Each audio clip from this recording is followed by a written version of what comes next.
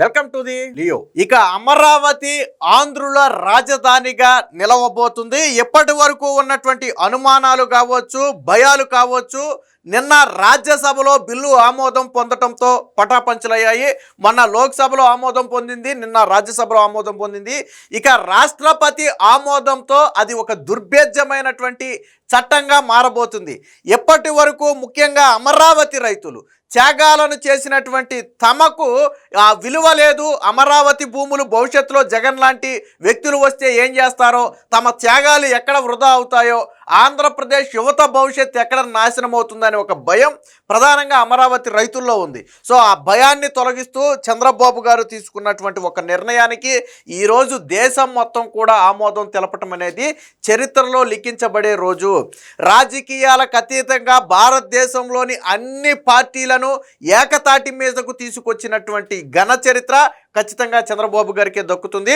ముఖ్యంగా ఆ పొత్తులో ఉన్నటువంటి బీజేపీ కూడా అమరావతికి పూర్తి మద్దతు ప్రకటిస్తూ అటు ప్రధానమంత్రి నరేంద్ర మోదీ కావచ్చు, ఇటు హోంమంత్రి అమిత్ షా కావచ్చు, అమరావతికి దుర్భేద్యమైనటువంటి చట్ట రక్షణ కల్పించడానికి మా మద్దతు ఉంటుందని గత 2 నెలల క్రితమే హామీ ఇచ్చారు.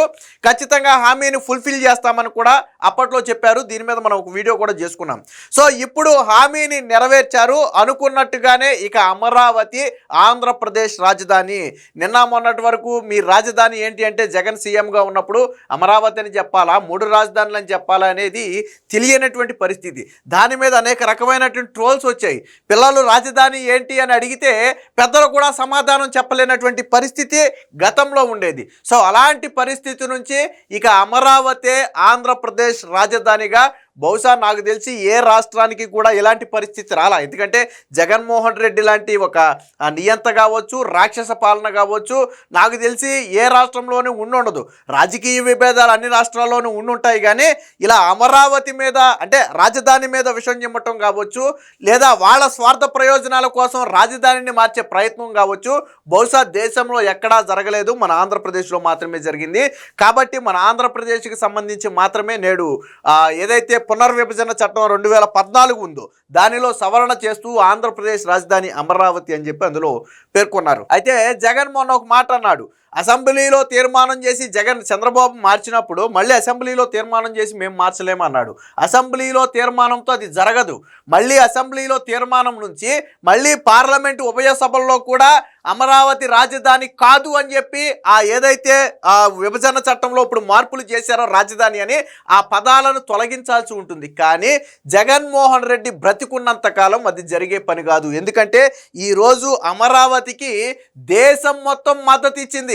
రేపటి రోజున జగన్ అనుకోవచ్చు, సరే పైన బీజేపీ దిగిపోతే ఇక్కడ మేము అధికారంలోకి వస్తాం, ఆ తర్వాత కేంద్రంలో ఉన్న మరొక పార్టీతో మేము చేయించుకుంటామని చెప్పి జగన్మోహన్ రెడ్డి పకటకెళ్ళాలి కంటే కనుండొచ్చు. కానీ అది కూడా సాధ్యం కాదు. ఎందుకంటే అక్కడ ఇండియా కూటమి నుంచి కావచ్చు, కాంగ్రెస్ పార్టీ నుంచి కావచ్చు అమరావతికి సంపూర్ణ మద్దతు ప్రకటించారు. సో జగన్మోహన్ రెడ్డి లాగా వీళ్ళు నాలిక మడతేసే రకం కాదు. జగన్ అంటే అవకాశం కోసం, రాజకీయ లబ్ధి కోసం ఎలాగైనా నాలిక మడతేస్తాడు.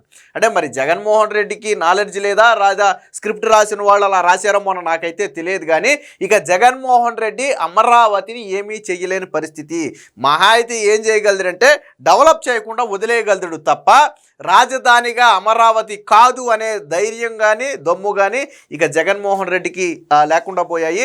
మొత్తంగా నిన్న రాజ్యసభలో లోక్సభలో మొన్న 11 పార్టీల నుంచి 18 మంది దాదాపుగా 111 నిమిషాలు మాట్లాడితే, నిన్న రాజ్యసభలో మళ్ళీ 11 పార్టీల నుంచి ఒక 17 మంది సుమారుగా 149 నిమిషాలు మాట్లాడారు. వాస్తవానికి 100 నుంచి 120 నిమిషాలకి క్లోజ్ చేయాలి అనుకున్నప్పటికీ కూడా సభ్యులు ఉత్సాహంగా అమరావతి మీద మాట్లాడుతుండటంతో చైర్మన్ కూడా వారికి అవకాశం కల్పించారు. మొత్తంగా 2 రోజుల్లో 35 మందికి పైగా ఎంపీలు సంపూర్ణ మద్దతు ప్రకటించారు.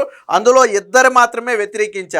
అక్కడ లోక్సభలో మిథున్ రెడ్డి వ్యతిరేకిస్తే రాజ్యసభలో వైవి సుబ్బారెడ్డి వ్యతిరేకించి ఈ ఇద్దరు కూడా 2 సందర్భాల్లో కూడా వాకౌట్ చేసి వెళ్ళిపోయారు.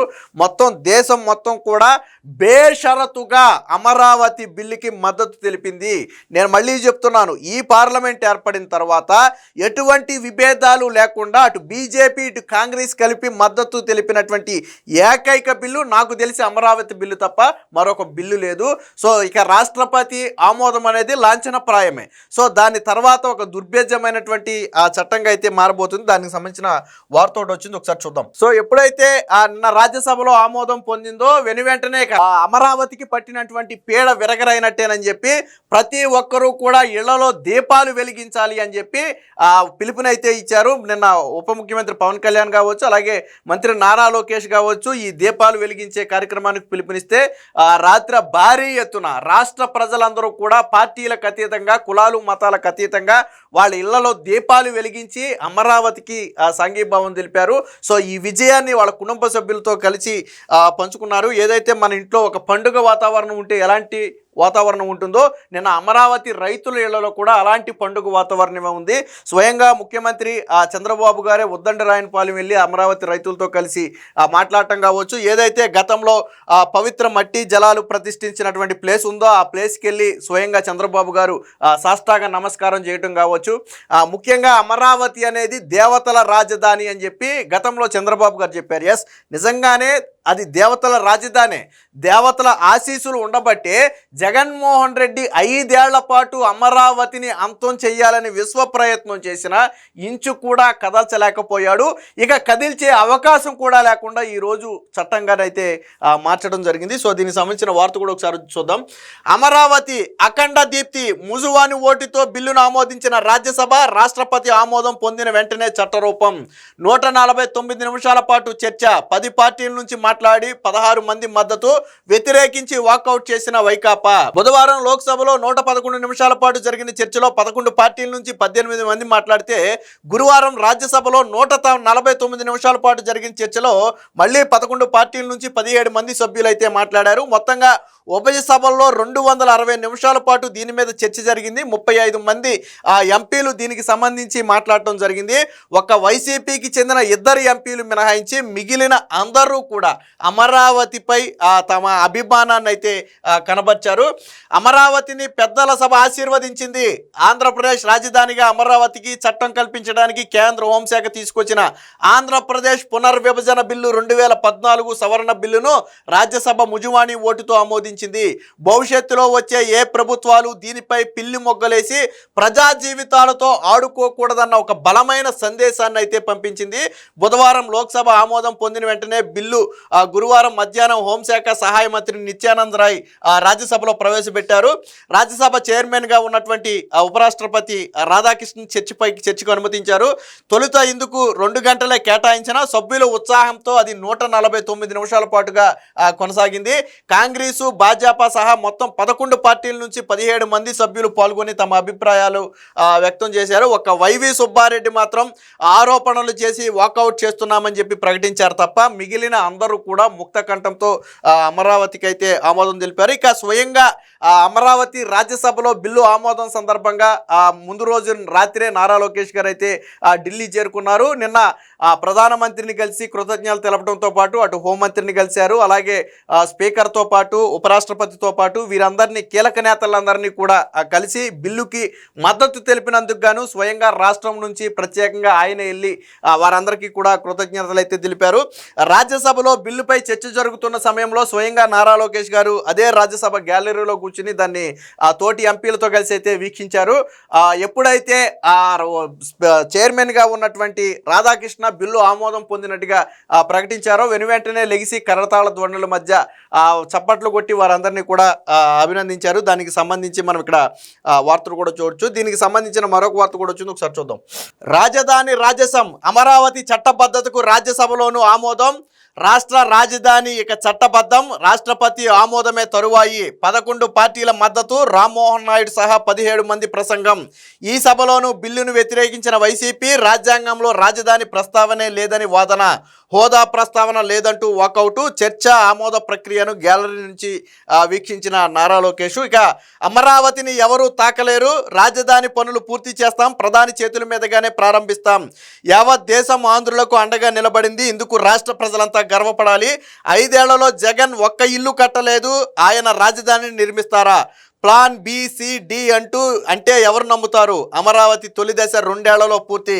తక్షణమే స్పోర్ట్స్ సిటీ పనులు ప్రారంభం, విమానాశ్రయంపై దృష్టి. లోకేష్, ప్రధాని మోదీ, ఉపరాష్ట్రపతి, స్పీకర్తో భేటీ. బీజేపీ అధ్యక్షుడు నవీన్తో కూడా లోకేష్ అయితే భేటీ అయ్యి వారందరికీ కూడా కృతజ్ఞతలు తెలిపారు. ఇక అమరావతి ఎప్పుడైతే ఆమోదం పొందిందో వెంటనే రాష్ట్ర వ్యాప్తంగా కూడా అమరావతి రైతులు కావచ్చు లేదా అమరావతికి మద్దతు ఇచ్చిన ప్రజలు కావచ్చు స్వచ్ఛందంగా బయటకు వచ్చి సంబరాలు అయితే జరుపుకున్నారు. కొందరు మిఠాయి పంచి సంబరాలు జరుపుకుంటే మరికొంతమంది బాణాసంచా కాల్చి సంబరాలు జరిపారు. చివరికి సాయంత్రం ఇళ్లలో దీపాలు వెలిగించి వారందరూ కూడా అమరావతికి అయితే తమ మద్దతునైతే ప్రలోభపెట్టారు. ఇక అమరావతి శాశ్వతం, పార్లమెంటు చట్టం తిరుగులేని శాసనం అని చెప్పి చంద్రబాబు గారు కూడా నిన్న మాట్లాడారు. విజయోత్సవ ర్యాలీలు ఎప్పుడైతే అమరావతికి నిన్న ఆమోదం లభించిందో వెనువెంటనే స్వచ్ఛందంగా ప్రజలందరూ జాతీయ జెండాలతో బయటకు వచ్చి దేశం మొత్తానికి కూడా రాష్ట్రానికి అండగా నిలబడిన దేశం మొత్తానికి కూడా కృతజ్ఞతలు తెలుపుతూ జాతీయ జెండాలతో ఇదైతే చేశారు. ఇక నిన్న ప్రధానమంత్రి నరేంద్ర మోదీతో నారా లోకేష్ అలాగే టీడీపీ ఎంపీలందరూ కలిసి పార్లమెంటు ప్రాంగణంలోనే ప్రధాని నరేంద్ర మోదీ గారితో అయితే ఒక ఫోటో దిగారు. ఈ సందర్భంగా ఎంపీలందరూ కూడా మోడీ గారికి అయితే కృతజ్ఞతలు తెలిపారు. మొత్తంగా జగన్మోహన్ రెడ్డి ఏదైతే జరగకూడదు అనుకున్నాడో అదే జరిగింది. నేను మళ్ళీ వస్తే అమరావతిని మారుస్తాను అని ఎప్పుడైతే గతంలో జగన్మోహన్ రెడ్డి చెప్పాడు, సో అలాగే ఏదైతే అమరావతి రైతుల కన్నీటి పర్యాంతమయ్యారో వాటన్నిటి నుంచి పుట్టిందే ఈరోజు ఈ చట్టం. మొత్తంగా జగన్మోహన్ రెడ్డి లాంటి ఒక నియంతను ఈరోజు చంద్రబాబు గారు చట్టంతో కొట్టారు. ఇక జగన్మోహన్ రెడ్డి కాదు కదా, 100 మంది జగన్మోహన్ రెడ్డిలు వచ్చినా అమరావతిని మార్చలేరు. జగన్ చేయగలిగేది ఏదైనా ఉంటే డెవలప్మెంట్ చేయకుండా విస్మరించగలడేమో తప్ప అమరావతిని అయితే రాజధానిగా మార్చలేడు. ఏది ఏమైనా ప్రతి ఆంధ్రుడు కూడా గర్వపడాల్సినటువంటి రోజు. అమరావతి రాజధానిగా ప్రకటించినప్పుడు ఎంత ఆనందపడ్డారో, జగన్ వచ్చిన తర్వాత అదే రాజధానిని విధ్వంసం చేస్తుంటే ఎంత బాధపడ్డారో మనందరికీ తెలిసిందే. సో ఈరోజు అమరావతి చట్టంగా మారటంతో భవిష్యత్తులో ఇలాంటి భయాలన్నిటికీ కూడా ఒక సమాధానం దొరికింది. మొత్తంగా ఆంధ్రప్రదేశ్ ప్రజలకు మద్దతుగా నిలిచిన దేశం మొత్తానికి కూడా ఆంధ్రప్రదేశ్ ప్రజలు కృతజ్ఞతలు తెలుపుతున్నారు. Please subscribe to Leo news for more videos.